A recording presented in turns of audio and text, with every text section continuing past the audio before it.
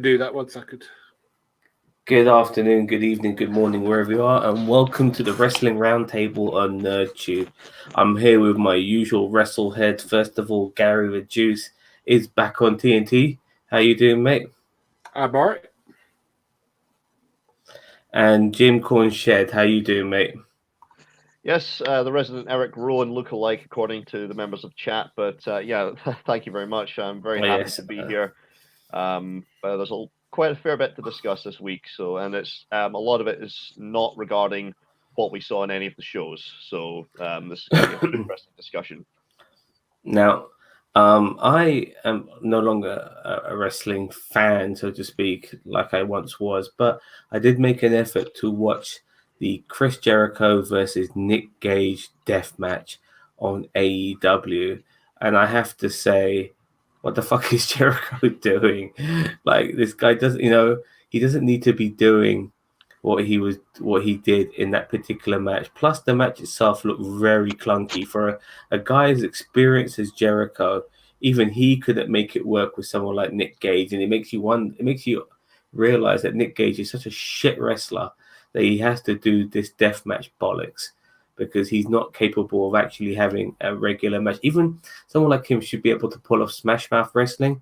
Not at all. It just looks so like disorganized.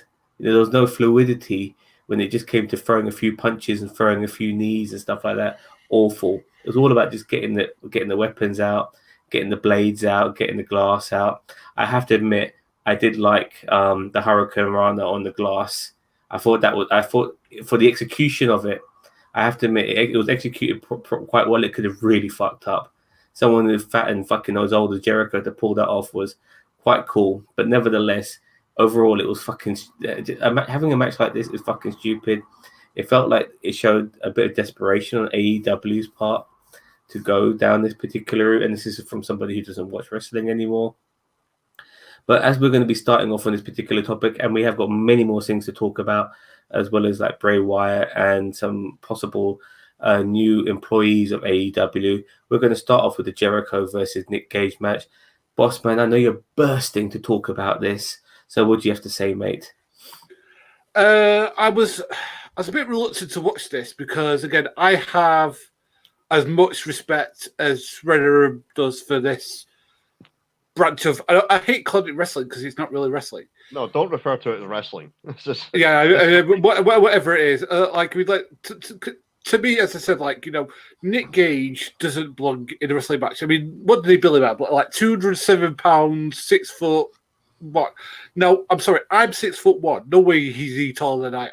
I'm about 6'1". No way is he taller than me. Anyway, this guy doesn't look like he should be on anything. He's got really wonky teeth. He looks like he looks like a pie face. And plus, the thing is like he wasn't really putting punches. He's like throwing forearms, but he's throwing like really shitty looking forearms, which are not really that hard to not evolve properly. And plus, the thing is that whenever he tried to do wrestling moves, and again, I use the word suggestively, when he was trying to do suplexes or when he was trying to do spine busters, they just didn't look like they were doing properly. Like, I compared this, I always compare like this to like watching RVD, Sabu, Terry Funk from ECW back in the day, because that is the good version of this sort of thing. It's nowhere near it. It's like, even Jericho couldn't pull him out to have a decent match with. And I don't know whether it's like Jericho has lost what he had, or it's just that Nick Gage was so shit he couldn't really elevate the level of Jericho. That Jericho couldn't elevate the level. But I was just like, and then when he pulled out the light tubes, I was like, seriously, guys. And then he started hitting him with it. The one part that did make me laugh, and I'm sorry, this did make me laugh, is when right at the start of the match, like Nick Gage was like, slid the ring, and then for no reason, even though he didn't touch him, Jericho's arm had a massive cuss on it. I was like, where did that come from? I don't think he hardly touched it. No, what happened was Nick Gage was apparently trying to slice at him with the pizza cutter, and he caught Jericho's arm. Jericho turned away to bleed, and that was why he had the blood trickling out. Okay. I thought Jericho might have blade. I'm sorry, but a pizza cutter doesn't cut you open like that. Like a fork, yes. A knife, yes. But a pizza cutter barely cuts the corners of the pizza. Never mind somebody's head. By the way, But yeah, the light tube when the light tubes came out, I was like, I nearly turned it off. I was that far from turning it off, and then like when the pane of glass came through and it went through with the Hurricanrana, yeah, it looks impressive. Chris Jericho, what 50 years old, doing that, but the way the guy took it wasn't very good. And then the pile driver on it, I was just like, the guy couldn't give a pile driver correctly. Because again, like the only good thing that's come out of this is that I get to see Juventud Guerrero in it again. What the name was in terms to, because again, I love Juventud Guerrero. I know a lot of people say, "Oh, he's 45," but I think he I mean, I've seen him recently. He still looks good for 45.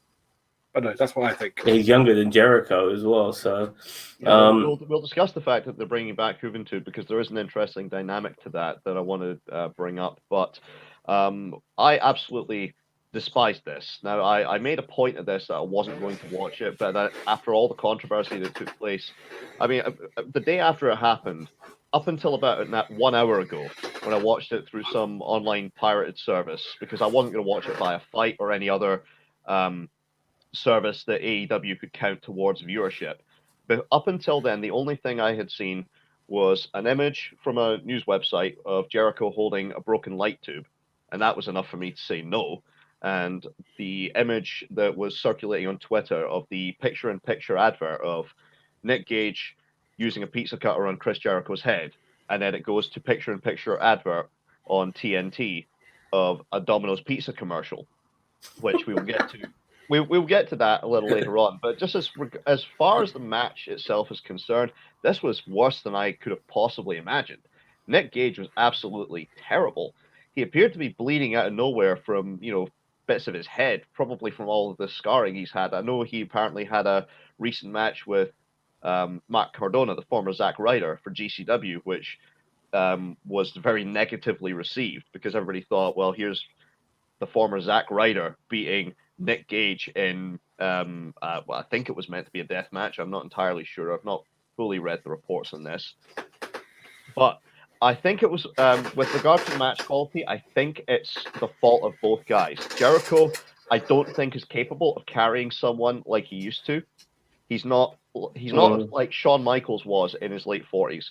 This is not someone who can carry guys to, excellent, good and excellent matches, even if they're the drizzling shits. Nick Gage, meanwhile, is just fucking rotten. That's why he does these freak show bouts, because he doesn't know how to work. I mean, people bring up the fact like, oh, Jim Cornette used to book New Jack for Smoky Mountain. Well, when New Jack worked for Smoky Mountain, he'd been trained as a wrestler. He learned in ring how to wrestle from the likes of the Rock and Roll Express, and he wasn't doing the deathmatch stuff that he later did in his ECW career, and later on beyond that for other promotions like XPW or like that promotion that he took a booking from where he beat Gypsy Joe over the head with a baseball bat. New Jack originally was able to work. This Nick Gage is not. He's not capable of having a regular match. That's why he's doing these freak show bouts. Jim Ross felt he had completely checked out at one point during this. There was a point, I think it was when Gage was bringing out like all the light tubes that were strapped together. Yeah, I remember that. Yeah.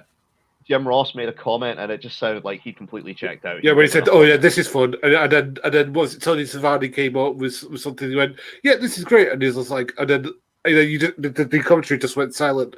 It must be like Jim Ross must have given like Tony Schiavone like the look of death. Absolutely, and on top of this, you mentioned the spot where Jericho Hurricanrana's Gage off of the top rope onto a pane of glass. Now, I had some issues with this because they cut to the crowd and you see one of the people in the audience looking like she's been hit, like she may have been hit with a piece of glass. So I took issue with that.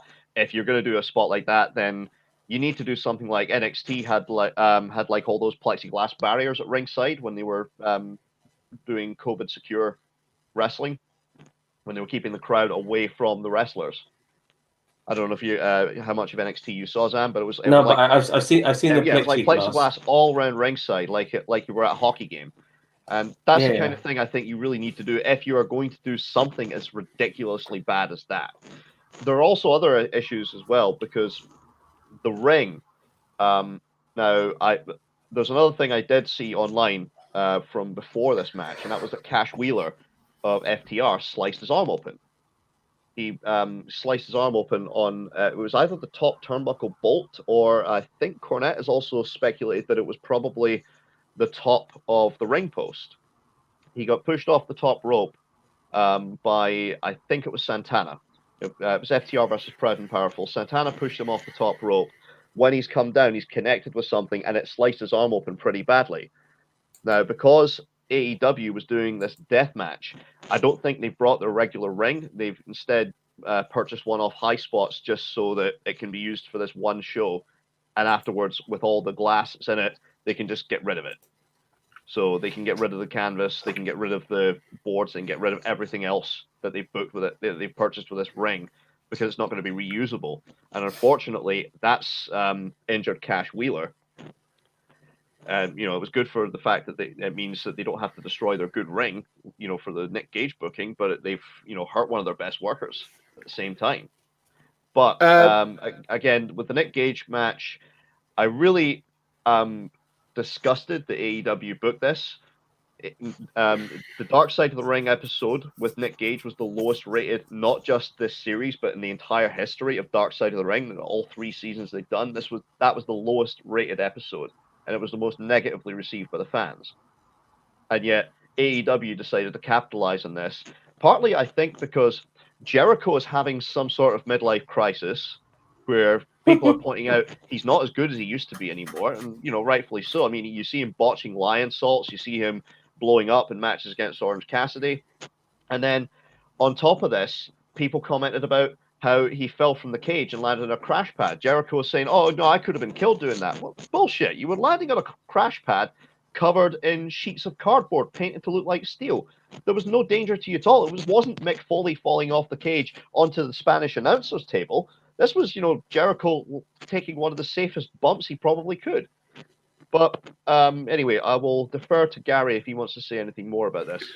No, I was going to say, this, I don't know for you, Shredder, but for me, if this isn't in my top 3 worst matches of the year, it'll be a really shit year, because so far, this is my list so far. This can't be number 1, because I'm sorry, the Zombie Battle Royal is the worst match I've seen all year. But this is number 2. And I'm trying to think what number 3 is, but those are the top 2. I don't know about you.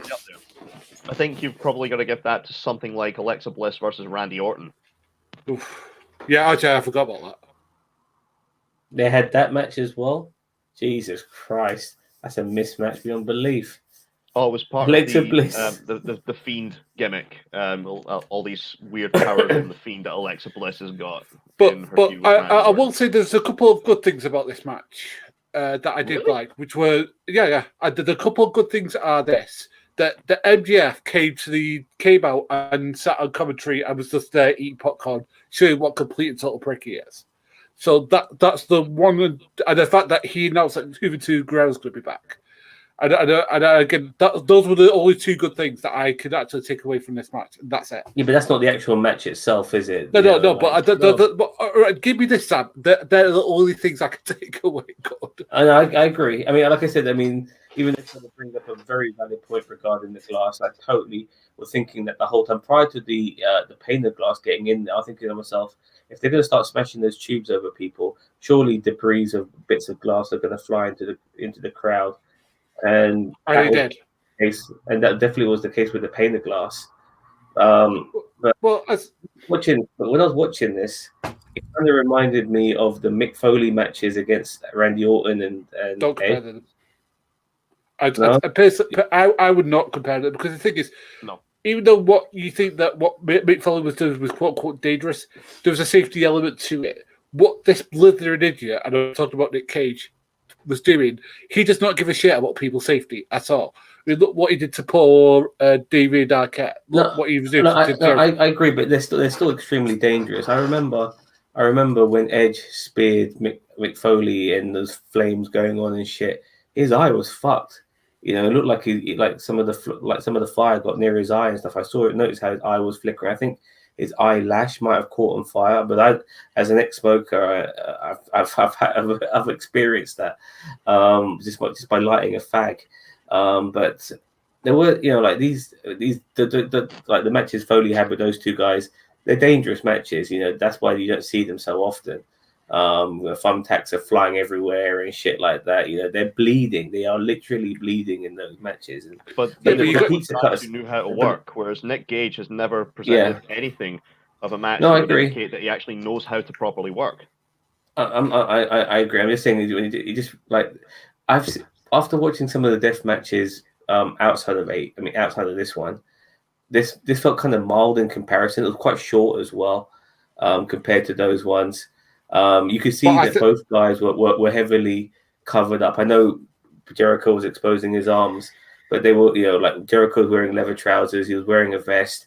Maybe there was something underneath that as well. The same with Nick Gage. He was wearing a shirt. He was wearing, he was covered up quite well. So when it came to some of the damage they were going to receive, I don't think it was going to be as bad as it could have been. And they did their best in the most stupidest way possible to try to not get as much damage as possible, but it's still extremely dangerous. You're dealing with fucking light tubes and pizza cutters and glass in general. I mean, things can just fuck up. It was absolutely crazy. The majority of that match was Jericho selling because Nick Gage couldn't. I mean, Nick Gage got hit with 4 baseball bat shots, and he was up. He just put right back. Nothing happened. And the Hurricane Rana as well. Yeah, exactly. Like he just put right back up. I mean, like the thing is that I generally believe that he was put on that thing because Moxley went to bat for him. I generally believe that. Oh, no doubt at all. Moxley is the one who's probably gone and said, "Hey, you need to book this guy." And I think Moxley's even gone on record saying he wants to have a death match with Nick Gage in AEW. That's going to happen, by the way. In my opinion, that's it. Sorry, let me bring my mic closer. I haven't even watched wrestling, but I guarantee you that's going to happen because they'll be thinking of ideas and stuff like that. I mean, Nick Gage's time in AEW seemed very fleeting. I mean, he almost became an afterthought as soon as the match was over. But I think that was deliberate. I think that was deliberate because the match was just rotten. I agree. On top of that, I also think the chances are because of the controversy with Domino's Pizza, we will probably never see Nick Gage in AEW again, or at least if they're smart, they will never book him there again. Plus, the thing is that AEW at the moment, and I know this was like, I mean, I think this was a very, very low. It's like there's a bit during the beginning of Tale of Two Cities where it's a little bit the worst of times and the best of times. This is the worst of times. This is the lowest point that they can reach. I think the things they're doing right at the moment, which is getting Bryan Danielson, CM Punk, maybe getting Brock Lesnar in, is the best thing they can do for people to elevate their company. Now, what they need to do, and again, this is coming from somebody who has zero influence within the company, but guys, if you're listening, sack some of the people who cannot work. And I'm talking about your Michael Sons. I'm talking about your Orange Cassidy's. I know they're quote-unquote over with the fan base. They're not going to get over with a mainstream fan base, I can tell you now. I do not like these guys. And even if, I mean, the thing is, Kenny Omega can probably get over with guys because he has some talent. But the people who can get over with guys, these guys who cannot work cannot. Simple. Do you know what the rating was from the Wrestling Observer for this match? Go on. 4 stars. Dave Meltzer said that he didn't like the match, but because it was over with that crowd, he gives it 4 stars. Now, I want to put this into perspective. Rock versus Hogan at WrestleMania, that was fucking over with a crowd. Did not give it 4 stars. If you're going by Dave Meltzer's playbook, the way Rock Hogan was over, that should automatically be 15 stars. Bret Hart, Steve Austin should have been 15 stars. The crowd makes those matches. Ultimate Warrior squashing Honky Tonk Man was over with that crowd. And that, if you're going by Dave Meltzer's logic, should have been a 7-star match. But it's not. And he gives this fucking deathmatch prick 4 stars and tells people, oh yeah, well, the match wasn't good, but it worked for that audience. He also said that Joey Ryan's dick spot worked for the crowd that he was putting on in front of. So, I mean, it's ridiculous, the fact that Nick Gage got this kind of mainstream attention, not only from AEW and getting showcased on TNT, but also the fact that even Dave Meltzer sucking his dick and saying, "Oh yeah, he put on a 4-star match." It's ridiculous.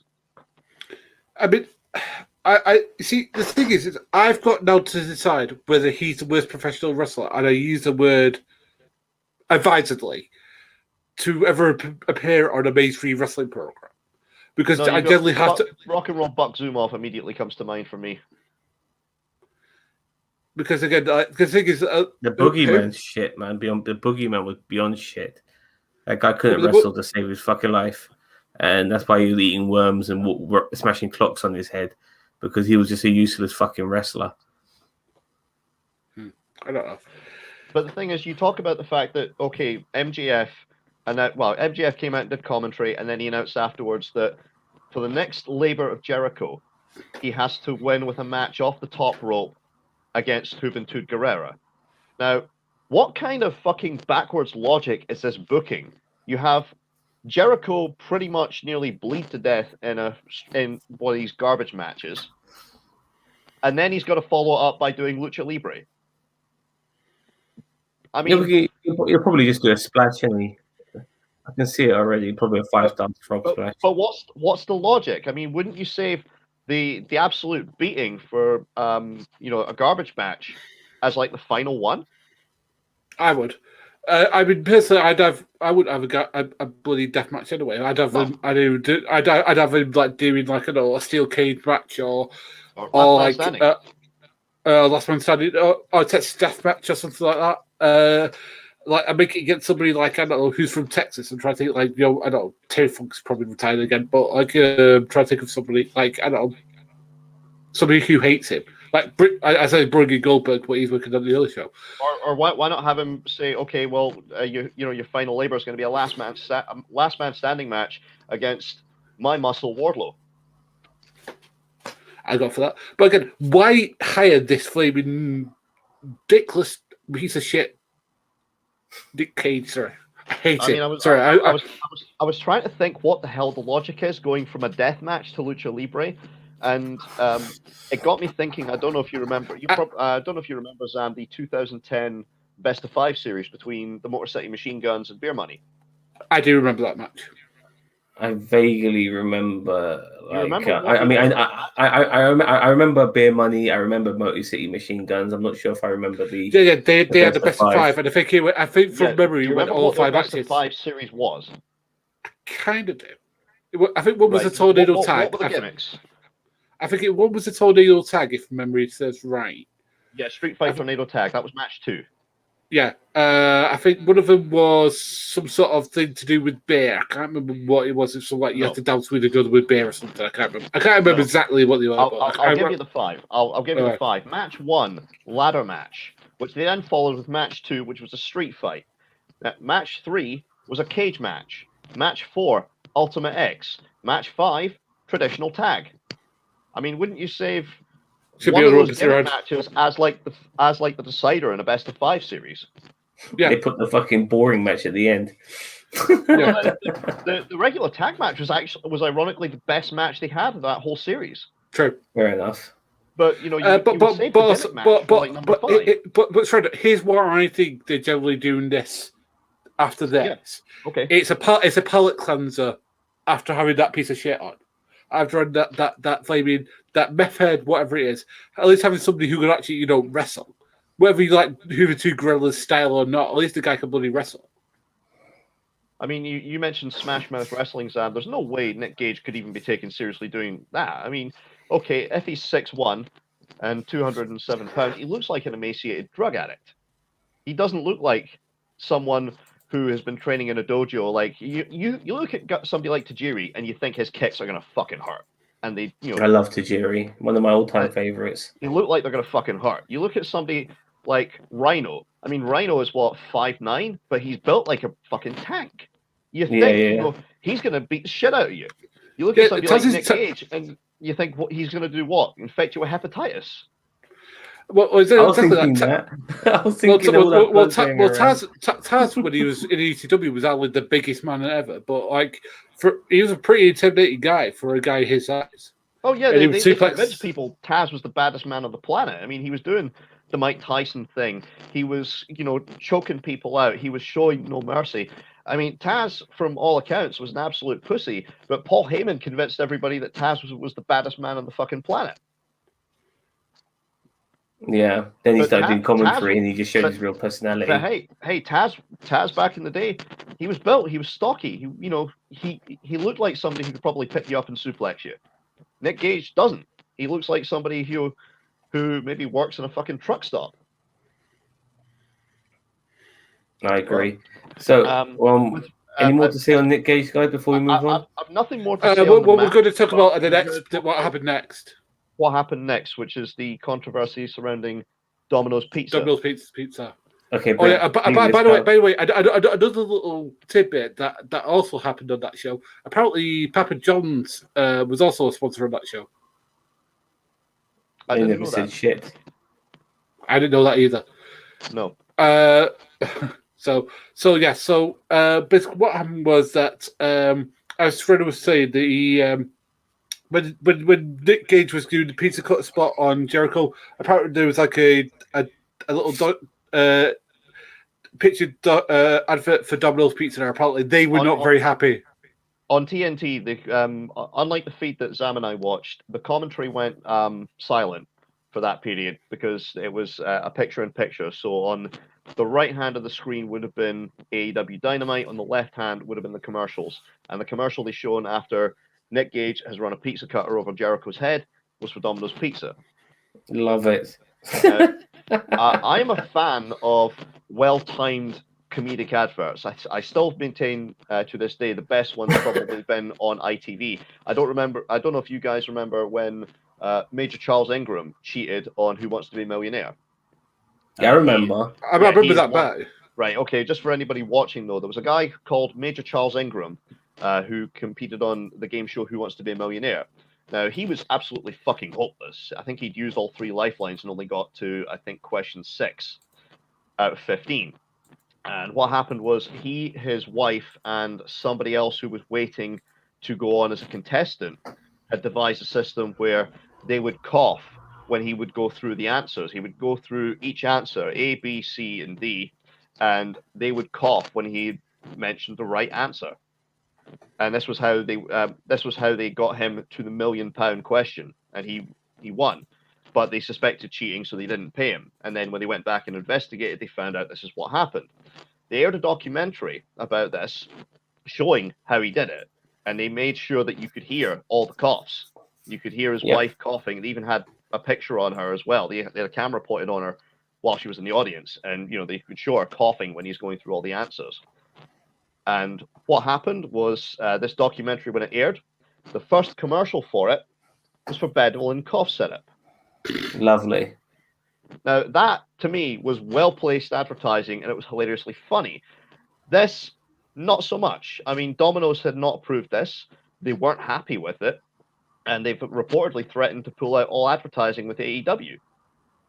Now, the big question is, did they actually want advertising with AEW, being a pizza company, or did they just purchase the advertising spot on TNT and they got placed there, without their knowledge? Well, the thing is that what's I think AEW's demographic, from what I know, is like 20 to 30. So I mean, I imagine that would probably be the demographic that Domino's mainly wants to go towards and purchases a lot of their stuff. Fast food is generally a good option for advertisers during pro wrestling events. But again, the question is, what did Domino's specifically buy that airtime, or was it part of a block that they purchased with TNT? Well, the thing that makes me think it is AEW Pacific is the fact that they lost their minds about it. Because if it was just TNT, they'd just go mental at TNT for doing it. But they don't do it mental at specifically AEW, so it makes me think it's AEW. Well, no, they've said that they had no knowledge of the spot, the advertising spot, and they are not happy. But they've not actually said whether it was specifically AEW or if it was TNT. So that's the question. But the thing is, fans online have been really getting quite abusive towards Domino's and some Domino's employees. The Domino's Pizza feed has been flooded with people saying they're going to boycott Domino's if Domino's pulls their advertising.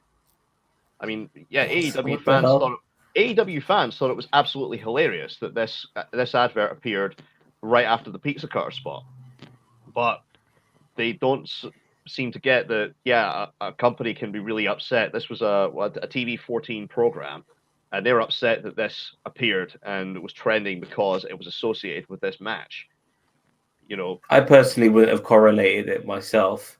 I mean, that's just me personally. I wouldn't think, but Domino's pizza cutter used by Nick Gage on Chris Jericho's head. I wouldn't have made the difference. Sort of link. But I think the advert in particular featured a pizza cutter, so I think that's why people going right across the pizza. Yeah. I get you. So I understand what you're saying, because again, it's not necessarily they're bothered about a pizza cut spot. It's because they're thinking about their overall image of being associated with something like that. Because again, if I was a company, I wouldn't want to be associated with something that kind of bullshit, and I don't think any right-minded company would be. I mean, if some of Nick Gage's stuff that was on Dark Side of the Ring, you see him using power tools like weed whackers and hedge clippers. If somebody like Bosch or Black & Decker or some other manufacturer of power tools saw this and then said, right, we don't want to be associated in any way with this product, with this show at least, or this station, then that would be understandable. And the fans are saying like, oh, this is Domino's Pizza trying to use their money to influence the booking. Well, no. And the thing is, advertisers have stepped in before with stuff that they weren't comfortable with. Two cases immediately I can think of are actually with WWE.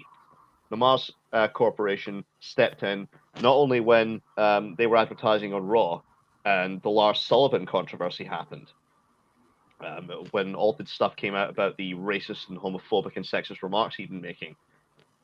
He was pro-Trump as well, wasn't he? Sorry? I don't think they were bothered about that. I think he was pro-Trump as well, but I think it was the fact he was overtly racist in some of his posts. It's not surprised. It's not surprised that he's pro-Trump as well. So, but Mars did step in and say they were in discussion with WWE over that, and the same when they were going to do the Women's Battle Royal and name it after the Fabulous Moolah, and all the stuff came out about Moolah. Yep, and I remember that. It was Snickers, I believe, that was attached to the graphic as a sponsor for that. And again, they weren't happy as soon as they heard all this stuff about Fabulous Moolah coming out, and they wanted their branding pulled. That's why WWE had to drop the Fabulous Moolah name from the Battle Royal. So there are ramifications of pissing off the advertisers. Yeah, exactly. Like, because the thing is that most companies rely on spots. Now the thing is, I know Tony Khan is a zillionaire. But even so, he still needs advertising on his shows. He needs still people to know that his shows are going on. The thing is that why would Tony Khan, who's a billionaire and probably is a good sound businessman, think it's a good idea to book this idiot on his show? Unless it's like he's doing it as a favor for Moxley. Like Moxley says, right, I need you to do a favor for a friend of mine. Okay, I'll do it. I think that's the only thing that makes any sort of sense in my head. I think it's hot-shotting. It's a case of we are going to give like the two dogs fucking on the side of the road principle. We're going to just present Crash TV like WWE used to do back in the day, as well as WCW under Vince Russo. So this is, okay, what can we do that's just going to just attract as much attention, good or bad, and potentially eyeballs to our show? Okay, well, let's book Nick Gage. So we'll have Nick Gage in this death match. Hey presto, we're going to clear 1 million viewers for the second week in a row. No career for Nick Gage after this, and I hope not. AEW. No, I sincerely hope biggest match of his entire career, by the way, in my opinion. Yeah, and but again, if he never appears on my television again, I'll be happy. Let's put it that way. Well, I will not towards about.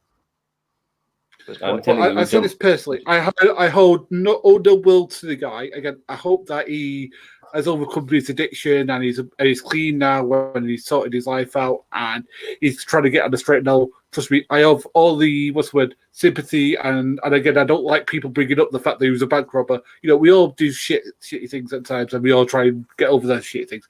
That I have no problem with that fact he's trying to get. What I do have a problem with is that he comes into wrestling and doesn't wrestle. He just pushes people through shit. And again, to me, that isn't wrestling. That is irresponsible behavior. Let's Yeah, because if you're gonna, if Nick Gage, It's if Nick Gage is jackass in a gonna, ring. no, but if he's gonna actually be involved in AEW, he can't be doing death matches in every match. He'll have to actually just have a regular wrestling match. Well, If he he's not can't do that. doing that, But he can't. yeah, Can't and do regular matches. yeah, and he can't do that by the looks of things. So yeah, he's shit. And hopefully we'll never see him on our screens again. Okay, so let's move on, fellas. I think we've spoken quite a lot, but over 35 minutes on Mr. Nicolas Gage. Why don't we stick with AEW and the potential we will. that have been reported? So we will. So Bray for last. So I actually have a little list of these signings. So apparently AEW have been linked with CM Punk, Daniel Bryan, also known as Bryan. Well, actually his real name is Bryan Danielson, and even possibly Brock Lesnar. Now, personally, I'm looking at three guys who are way past their prime, and their best years are behind them. One of them hasn't wrestled in fuck knows how long. But nevertheless, they draw a crowd. They're big name wrestlers. But if AEW gets Punk, Danielson, and fucking Lesnar, is so what? As far as I'm concerned, it really is. It's nothing, and it's something, and it's nothing. From my perspective, as somebody who doesn't watch it anymore, I don't know how you guys see it. I mean, I don't look at Punk as a drawer anymore. I think people are more curious to see if we still got it. Bryan Danielson has been there, done it, worn a t-shirt, and so is Lesnar. So, yeah. So what? Bossman, you're bursting. No, I just say, well, for me, CM Punk is going to be a big draw because I think he's not wrestled in 7 years? Was he 7? Like 2014? Yeah, 7 years. So, like, I mean, it'll be interesting to see who, like, if he can still go in the ring and stuff like that. But the thing is, he's a magnetic personality. You want to watch him. He can actually, wrestle. He actually still has some skills.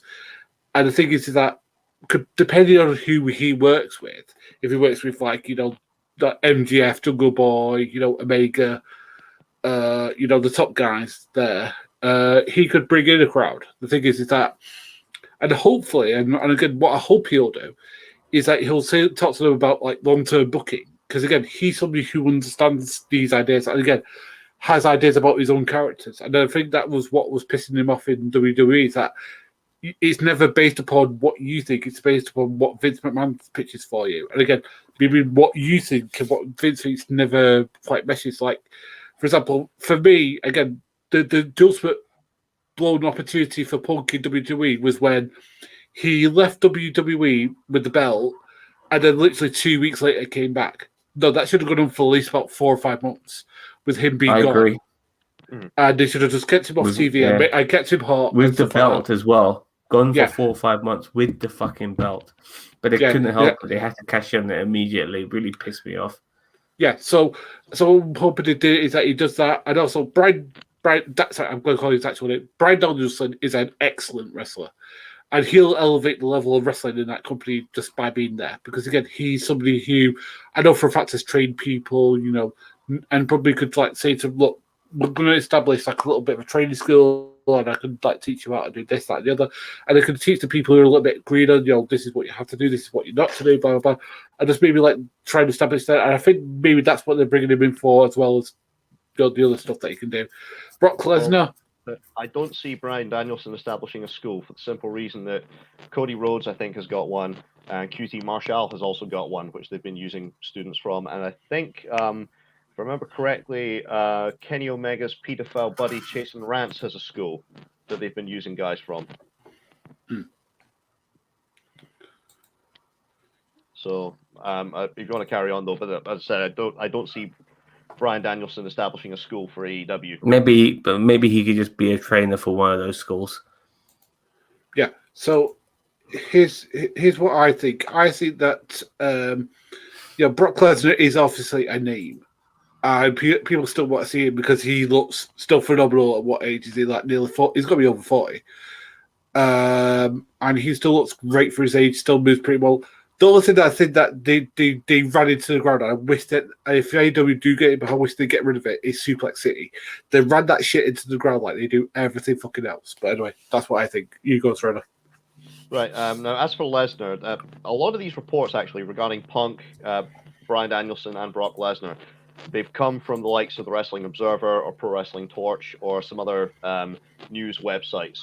As far as I'm aware, the Brock Lesnar rumor that started, I think it was either PW Torch or with the Wrestling Observer. Somebody had quoted a 20-year source that Lesnar was coming to AEW, and apparently that rumor has since been 20 killed. years.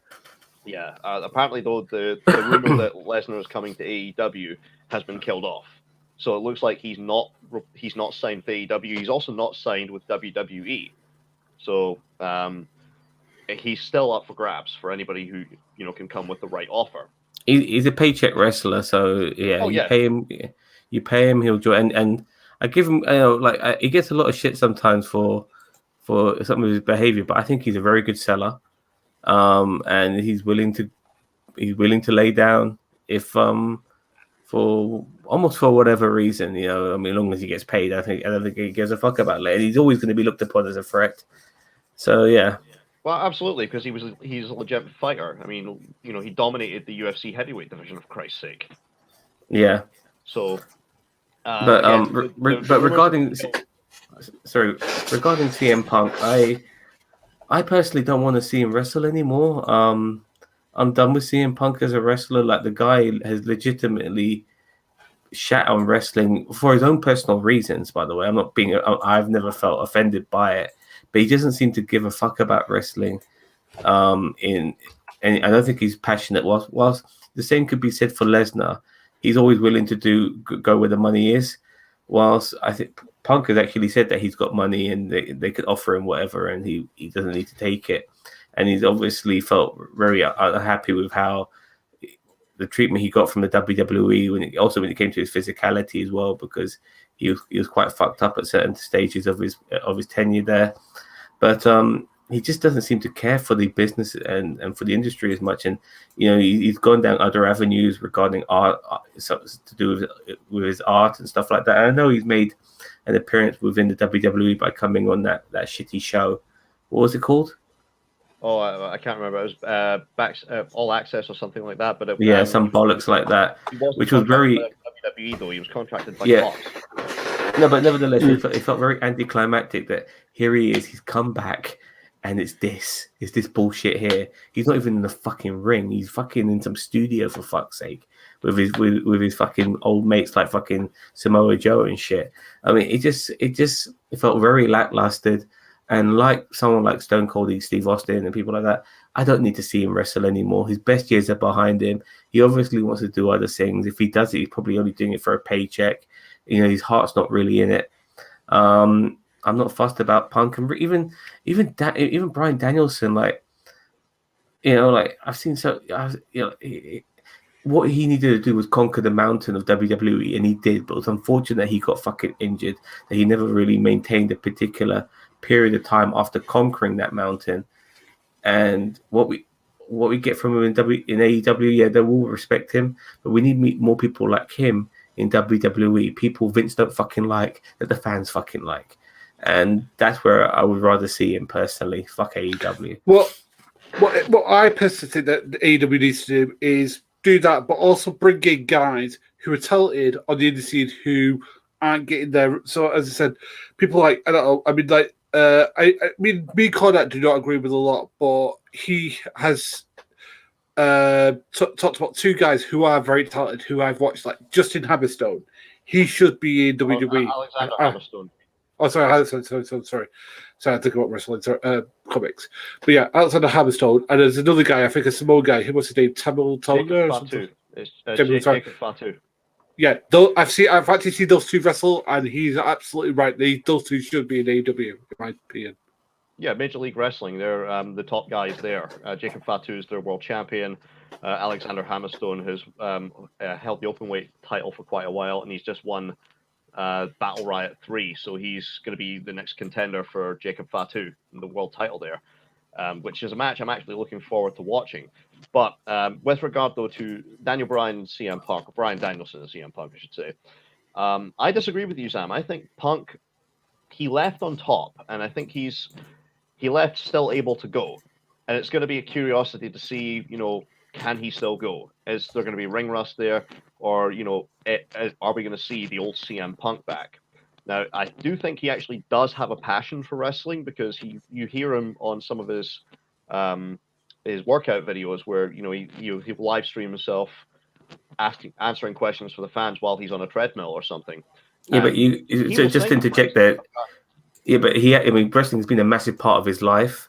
And people are always going to, wrestling is what he's most, even though he's got other passions, everyone else associates him with wrestling. So he's always going to get questions about wrestling, isn't he? Yeah. But what I'm saying is that he's actually been quite generous in his praise with, guys that he really, thinks have gone above and beyond or have put on really good angles or matches. So he's spoken about, very highly of Roman Reigns. He's spoken very highly of MJF. He's spoken highly of numerous guys that are on the circuit right now. He says that he doesn't want to come back and do bad television. Now, that's my one issue that he may have with AEW, because the product's crap. But I honestly would love to see if Punk could go still. And I think he's probably more open to taking a contract with AEW, because AEW is more open with what their guys do outside of pro wrestling. They do their one TV show a week and maybe a pay-per-view once a month. And on top of that, you're allowed to go and pursue other interests. So Punk could continue doing acting without having to clear it with WWE. He could continue to work on comic books without having to clear it with WWE. So the offer could be much more enticing for him to go there. As for Bryan Danielson, my main concern is that man's health.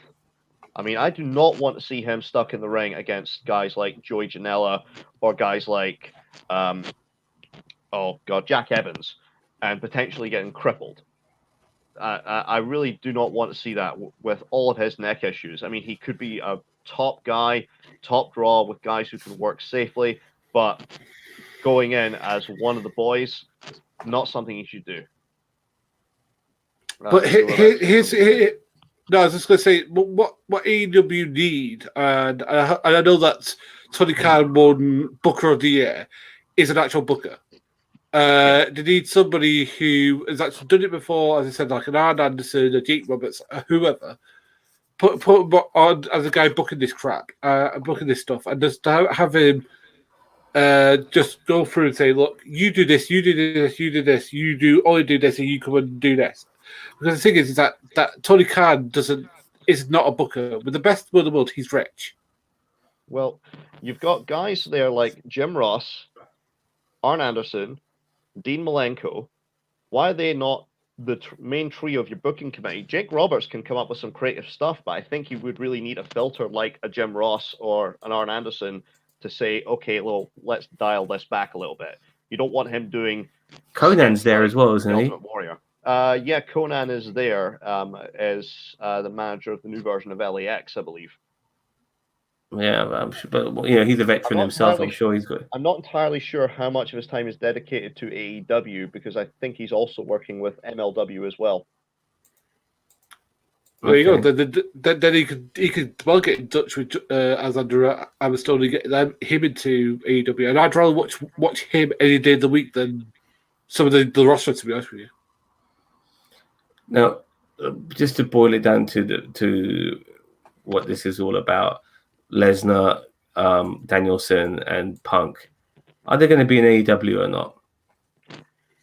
Lesnar, from the looks of it, is a no. As I said, the initial report appears to have been killed off. There's no plans at the minute. No Paul Heyman as well. He wouldn't be. Paul Heyman wouldn't be able. There's no Paul Heyman.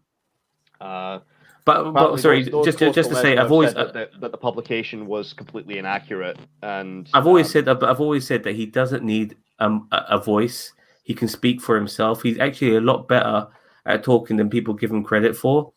I've seen moments with him on the mic, and I think he's been very good. I know you look at me with that squinty eye there, Shredder, but I think he's not that bad on the mic at all. I think he gets a lot of shit for it. But those face runs he had in his early career within the WWE where he was going solo. He was pretty good. He was able to talk. There was a moment when he came back into the WWE and he was telling Triple H, I ain't that farm boy anymore. You know, when he was going on about him like that naive farm boy. I thought it was fucking brilliant. The guy cut a great promo on his own. He has moments, but he can't cut promos for himself regularly to save his life. And again, I mean, I can look at things like, for example, okay, his infamous interview at the end of UFC where he shit all over their sponsor. He said, I'm going to go home and drink a Coors Light because Bud Light won't pay me nothing. I don't know if you okay, but I haven't seen that. But I mean, or things like, for example, when he got in the ring with Hulk Hogan's birthday celebration, he went straight up to Hogan and said, "Party's over, Grandpa." I mean, you've got moments. You've got moments like that, or when he yelled out "Suplex City, bitch" at Roman Reigns. I mean, look how many T-shirts they printed for that.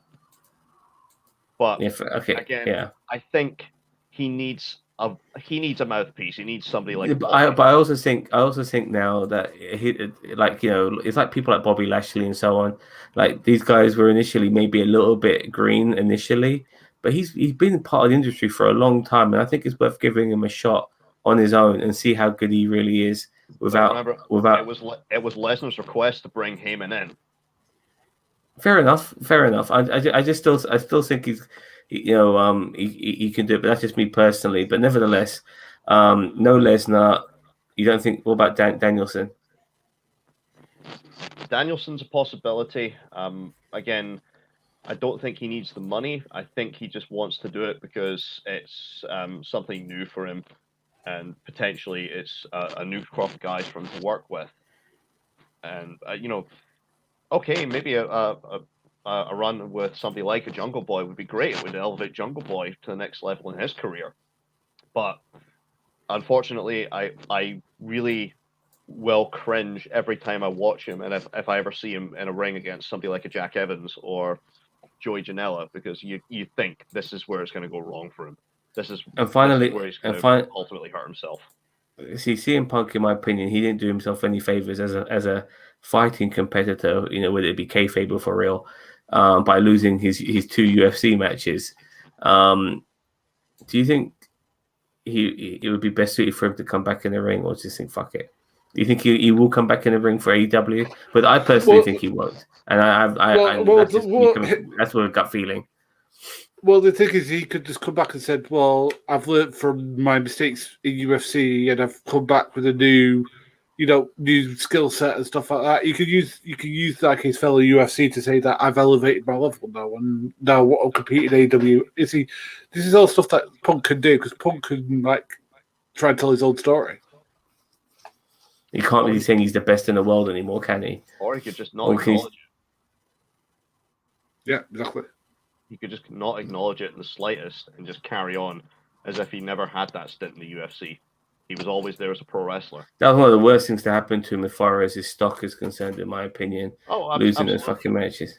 Absolutely. Losing those matches. To be honest with you, it was him being stupid, to be honest with you. Because the thing is that he had a bit of training with his Gracie brothers, and that's it. I mean, the thing is that doesn't make you a martial artist. Well, no, he did train with other people as well, and I will give the guy credit. I mean, at least he tried. I mean, I think even Conor McGregor gave the guy credit, saying, "Look, he tried. He might have got his ass handed to him, but he tried." He got absolutely battered, and it's a shame, really, because the stigma of Punk was like any sort of credibility he had. It just kind of lost it a little bit, in my opinion. But, all right, I do think he could still be a draw for AEW. Whether or not he goes, it's a case of I'll wait and see, because again, there's a lot of Uncle Dave style reports going around, and it's all a case of they're close, but plans might change. Fair enough. Well, any more to say on the subject, boys, before we move on to our final topic? The final topic, which I think probably will link into AEW at some point as well, but yeah, we can just move on. AEW seems to be the thread for all of this, because Bray Wyatt, also known as Husky Fat Ass, used to work for WWE. And I say used to because he has been fired. Released. released. Best of luck in your Yeah. future endeavors. Now he's part of a wrestling dynasty as well, which is kind of surprising. Does his dad still work for WWE? Mr. IRS? I honestly don't know if Mike Rotunda still works there. Fair enough. But what about Bo Dallas? No, Bo Dallas. No, he got released. Fair enough. So it looks like the Rotunda family are no longer in the WWE by the sounds of things. And for argument's sake, that Mike is no longer there. And now Husky Fat Ass, aka Bray Wyatt, is gone. Kind of surprising, but at the same time not surprising after what happened to Braun Strowman. I guess the fact that they never really gave him an opportunity to shine and have some big fucking victories over some big names hindered his career, in my opinion. He's gone. And obviously, a lot of people expect to see him in AEW, where he brings that Bray Wyatt style of gimmick to AEW. I personally think he shouldn't. I think he should start afresh, come up with some new ideas. But he's no longer part of WWE, which I'm not surprised, but am surprised. What do you guys think of it? I'll start with you, Shred. Okay, this one actually did surprise me because I honestly thought with WWE beginning to tour in front of audiences again, they would be bringing him back at some point to portray The Fiend. Now, I was not a fan of The Fiend. I thought there was a lot of stupid stuff done. Initially, I thought it had potential because it looked like, I don't know if you watched the original Firefly Funhouse skits when they started coming on, but it was almost like they were having Bray Wyatt deal with PTSD. That was like the style. I know. Split personality, and it was like he was dealing with PTSD. He was like a children's television show host. Yes. Yeah, and I remember like he had a match just after once COVID kicked in. He had a match as the actual host, not as fucking the Fiend, and that was on WrestleMania, I believe. One of the major pay-per-views. No, it wasn't WrestleMania.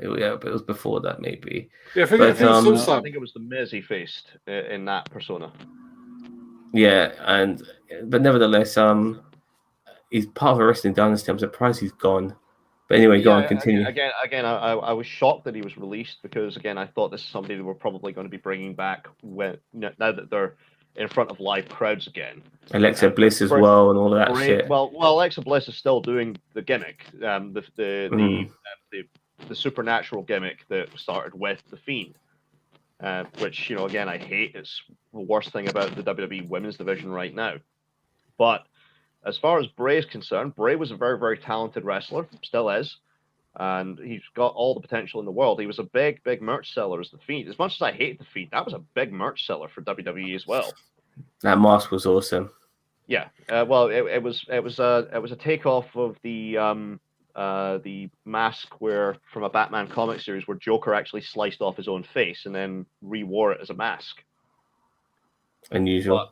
Okay. Yeah, but I'm surprised. I am reading reports that he apparently had some mental health issues after the death of John Hubert, which he's still not recovered from, which might explain why he was absent for so long on WWE programming, and why he pretty much did his one match at WrestleMania, and that was it.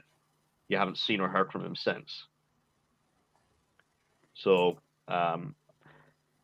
there's always potential that he may go to AEW. I'm hoping if he does, it would be something like the original style of the Bray Wyatt character, because I love the Wyatt family. I was a huge fan of Bray, Eric Rowan, and Luke Harper, and the take was a modern version of Dan Spivey's short-lived Waylon Mercy gimmick. They were a good stable. I agree.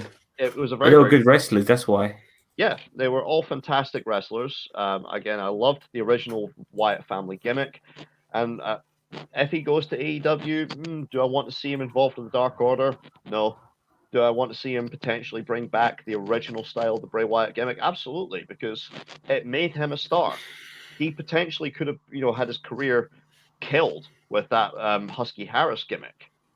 Same way that Curtis Axel, he never recovered from his days as Michael McGillicuddy.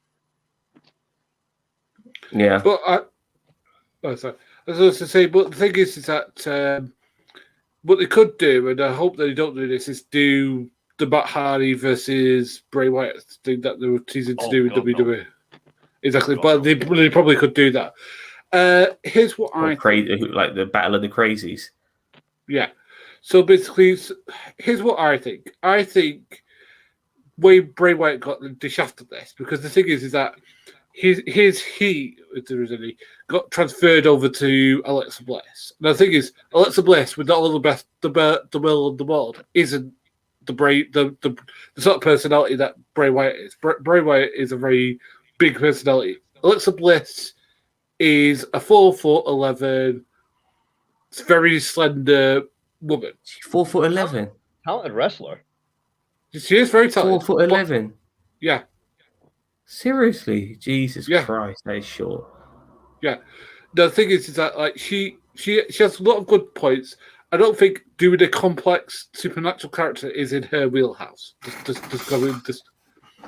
They want to probably make her some sort of what's it called, a Harley Quinn style gimmick, isn't it?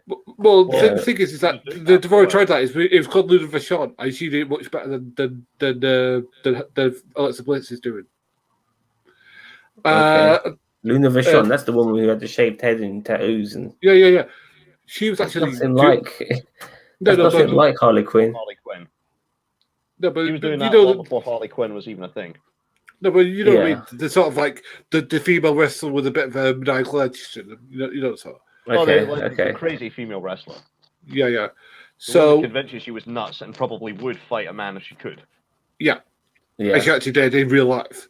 Because apparently, what's his name? The guy she was married to, Gangrel. Like apparently, she said that apparently once, like somebody like nutshotted him, and basically Luna Vachon was like that far from kicking that woman's ass. I mean, Gangrel always said that he was more worried about because I think Mad Dog Vachon had even said something about how he better treat her right, and he said he's more frightened of her than he was of Mad Dog. But but the thing is that Bray Wyatt, as I said, is a very, very creative guy. So I think that whoever picks him up, whether it be Impact or AEW, whoever, will get a great mind. I think is that something that WWE never invested in, because again, they only saw him at a certain level because the thing is that when he became the Fiend, he got himself into tremendous shape. I mean, you remember as Bray Wyatt, it was always a little bit of a, I don't say the word chubby, but it was always like a bigger guy. But worked for him. But as the Fiend, he really slimmed down. He got into like flaming like bodybuilder shape. He got into really good shape, and and apparently from what I was hearing, he was doing that again. But the thing is, what the WWE did to him was like putting him on fire, feeding him to Goldberg, doing all this stuff to him, and it just completely cut across any sort of momentum he had. So what else are they going to do? It's not just his time as the Fiend. His entire career has been nothing but start and stop. I mean, there were so many things that they got wrong with him. I mean, he should have beat Cena in his first WrestleMania. He was that. He should have, yeah. He was probably the guy you would want to have ended the Undertaker's streak if anybody was ever going to do it. Don't have Lesnar do it. Have Wyatt do it next year, or Roman Reigns if you want to put him over. Don't have Lesnar do it, but that's the angle they went for. How long did it take him for them to put the WWE title on him? About 2 years at least. No, it was longer than that, and he only held it for like 1 month. And lost it to Randy Orton at WrestleMania. Yeah, I remember that match actually. I mean, he was like the modern Jake Roberts. He was a guy that didn't need a belt to be over, but he elevated the belt when he had it. Unfortunately, again, his entire career with WWE has been nothing but stop and start.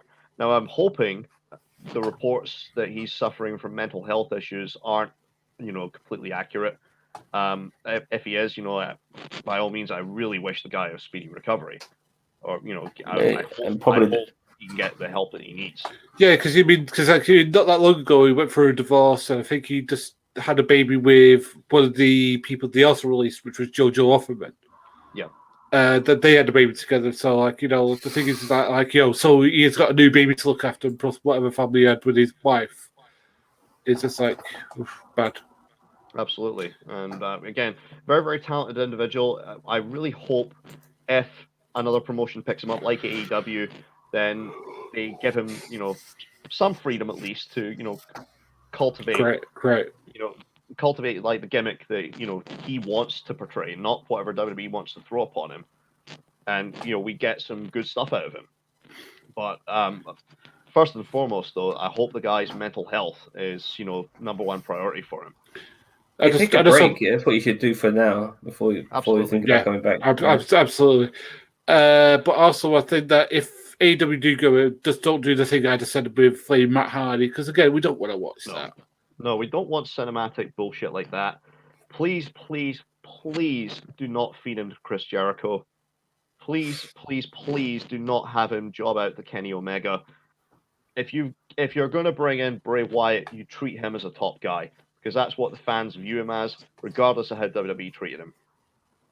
I mean, look, I remember like all the people would put their phones out, with the phones of the new, the phones of the new lighters, and they were putting it out. I mean, that he obviously created a response from the fans, and those are the things you take advantage of. But unless you're the WWE, and then fuck that. You see, because the thing is, the reason that he didn't get over was because he got over on his own. It wasn't them pushing him. That was the difference. Because again, WWE, the WWE, whatever you want to say, wants to push their guy. They don't want to put, they don't want to crap what people want.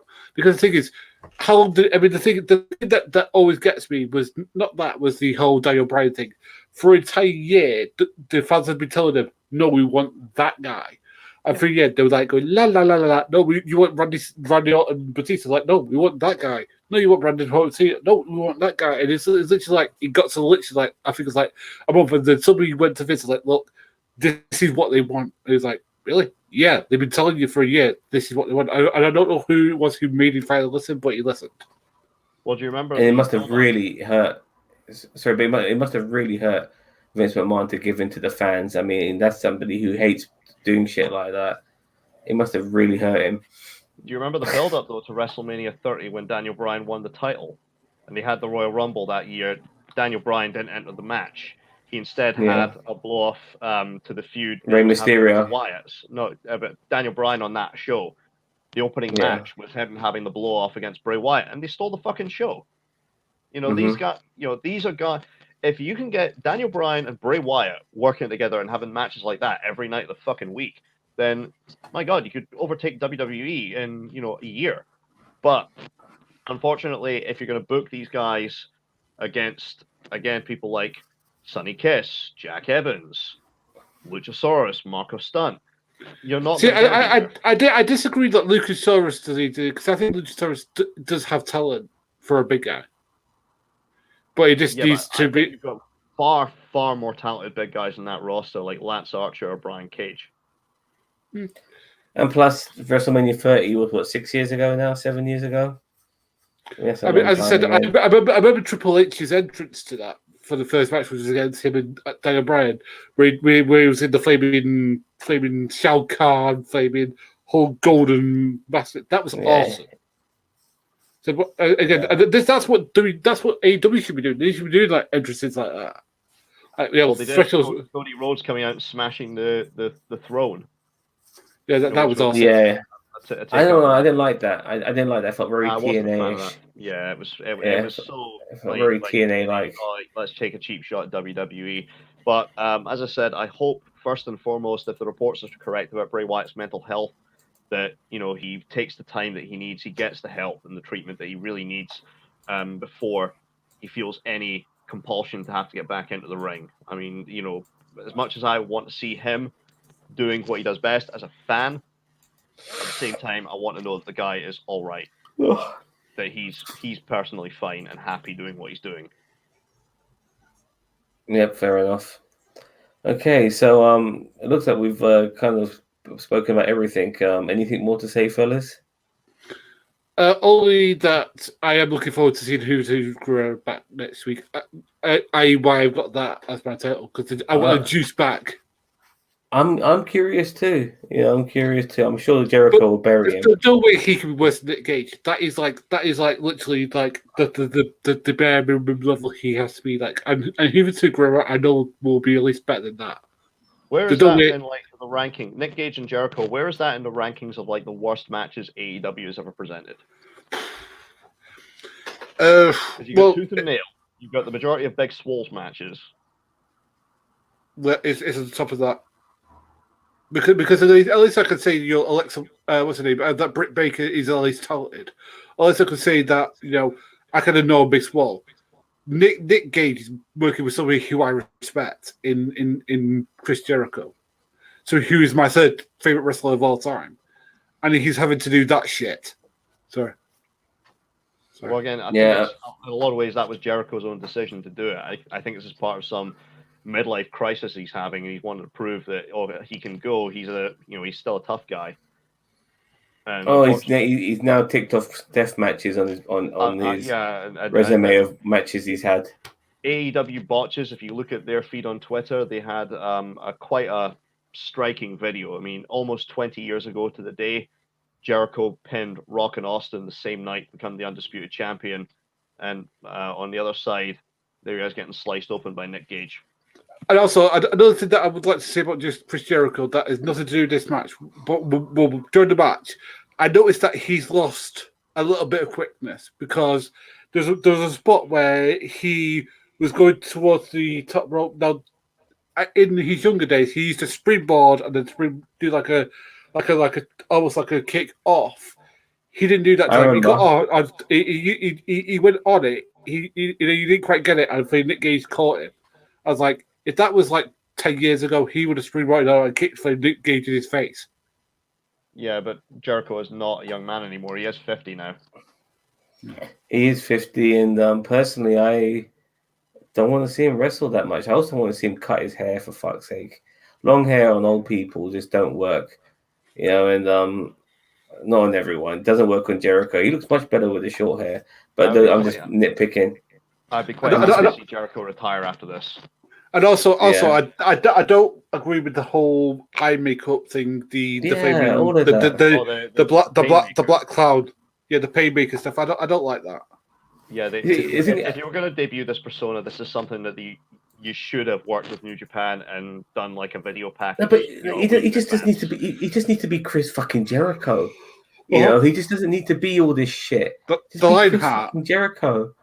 Just be yourself and maybe pick up elements from your previous characters instead of trying to create a new persona. If you're going to retire, if Chris Jericho wants to retire, what he should do is work through all his gimmicks. So let's say he starts with the paymaker, then works his way back to, the list, and then work his way back through I go back to Mick Foley. Like Mick Foley, in his later stages of his career, didn't need to be Mankind, Cactus Jack, or Dude Love. He just became Mick Foley, and he used elements of his previous gimmicks for his wrestling matches and for his promos. I remember when he retired in 2000. After he retired, he had a couple of his comebacks. I think he did Mankind once for a Taboo Tuesday match against Carlito. Yeah, and a couple of times he brought back Cactus Jack, and I think the perfect time for that was his Backlash 2004 match. The way he did it, it just felt like they were but at that particular time, like Cactus Jack just felt like an extension of Mick Foley than Cactus Jack. And when he did have his matches against Edge and Randy Orton, I think he was just being Mick Foley back then. And I remember he had a great feud with Ric Flair, and it was live imitating art sort of feud as well, because it was to do with the fact that we all know that Flair thought he was a show monkey, and Ric Flair and Mick Foley had a good feud because of that, and he was just being Mick Foley at the time. So same with Chris Jericho, not to lose too much of where I'm going here. Chris Jericho, just be fucking Chris Jericho, mate. You don't need to do all this stupidity. You know what I mean? Anyway, seeing him walking down that hat and that mask, I face palmed. What the fuck's he doing? The big question I have is, this match with Nick Gage, I think, would have turned off a lot of casual viewers, for one. So the big question now, AEW for the past 2 weeks has cracked 1 million viewers. Are they going to do it a third week in a row? Or are they finally going to drop below 1 million? I'm predicting it's probably going to drop to about 800,000. All right, Shredder, let me tell you where I am. Okay. I nearly shut this off about 3 different times. Yep. When he pulled up the light tubes, when he suplexed him, when he suplexed him, because again, that was the shittest suplex I've seen in quite some time, and the pile driver. I nearly shut it off on those 3 times. And again, the reason I didn't is because I respect Chris Jericho. I can imagine the covering fan going to read those spots and saying, "I'm not having that. I'm not watching that." What do you guys? But what do you guys expect? I mean, he's fighting Nick Gage. Of course, those fucking light tubes are going to come out. Of course, the pizza cut is going to come out. It's Nick fucking Gage. You know what I mean? It would be more surprising if that shit didn't happen than it did. All right, but all right. Let me put it this way: if somebody shitted in the ring, I wouldn't watch that either. No doubt, but I know what you're getting with Nick Gage. You're getting deathmatch wrestling, and if you didn't have a deathmatch with Chris Jericho, then that would seem a bit weird. Zam, we know what we would get with Nick Gage. I mean, even though you'd never seen him before that episode of Dark Side of the Ring, you saw Dark Side of the Ring, you knew what he was about. A casual viewer didn't. But you said you got 1 million views. But he cracked 1 million views, so he must have. That must have had. Now AEW the previous week, I think, had done like something like 1.18 million views. This week they dropped to just over 1 million. So the big question is, are they going to get people over 1 million people watching again this coming Wednesday? I don't see it personally. I do like the fact that they put this on television and not on pay-per-view. But it kind of shows that Nick Gage is not going anywhere. So that's why they put it on television and not on pay-per-view. So they didn't have to pump him up too much. But like I said, as long as Jon Moxley's around, I think Nick Gage will be around, in my opinion. I don't think this is the last. This is not the last we've seen of him. You know, and they're going to look at the feedback from this match. As much as you say there will be a lot of people who didn't like it, I'm sure there's going to be a lot of people who loved it. Shredder. Oh, there's plenty of people on social media talking about how they loved it. I mean, just look at all the people giving abuse to Domino's because they got upset that their product was advertised during this match. So I think Nick Gage is making a comeback. All right, sorry, can I ask you a question? Do you think that any sponsors could pull out because of this crap? Because I think they generally could. Yeah, I think the chances are there. Domino's is again is just one of them, but there might be others who pull out because of this. There's been worse things in. There have definitely been worse things in wrestling, but this was just overtly fucking bad. There was no pretense to this. This was just completely fucking bad. This wasn't like some angle that just went horribly wrong. This wasn't some angle that took a turn for the worse. This was garbage wrestling for the sake of garbage wrestling, and it was just rotten.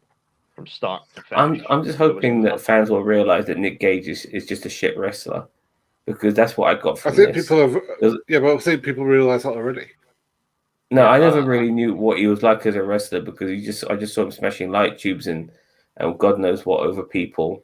It was really hard to gauge, no pun intended, to gauge what sort of wrestler he is. But when I watched him with someone like Jericho, who's looked upon as one of the greatest of all time.